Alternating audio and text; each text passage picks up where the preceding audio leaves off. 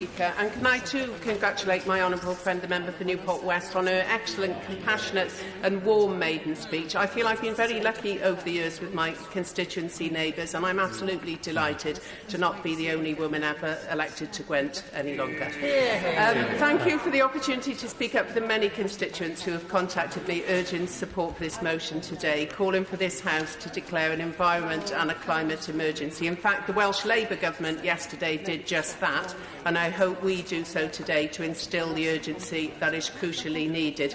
Climate change is obviously wreaking havoc on our wildlife and our habitats. It's putting lives and homes at risk around the world, with the poorest in the world bearing the brunt. 2018 was the fourth hottest year on record, our UK summer declared by the Met Office to be the joint hottest since records began.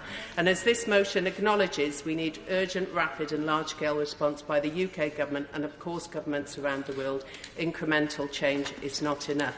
In Wales, we've been ambitious with the actions set out in a low-carbon Wales, the first statutory decarbonisation plan with 100 policies and proposals across all sectors of our economy to drive down emissions in Wales. We're one of the first nations in the world to make sustainable development a constitutional duty. We have consistently supported and promoted renewable energy generation, put planning moratorium on fracking, supported the development of tidal lagoons. In Wales, we recycle more than anywhere else in the UK and are in touching distance of being the world's top recycling nation. But we cannot do this alone. We need this government to deliver on areas that are not devolved. The UK may have been a global leader on climate change, but the task is getting much tougher. Onshore wind deployment has fallen by 94% and offshore wind can't plug the gap.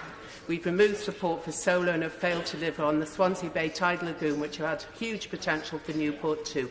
These are lost opportunities to reduce carbon emissions and build the green jobs and economy of the future, which Wales could be a key part of.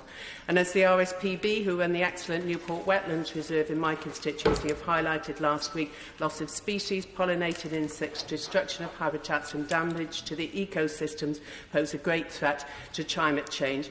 Today's debate centres around the impact of humans on the natural environment, and there are difficult choices to make, not least in my corner of Wales, the decision on road building or the challenge of looking after workers and communities reliant on carbon-intensive sectors.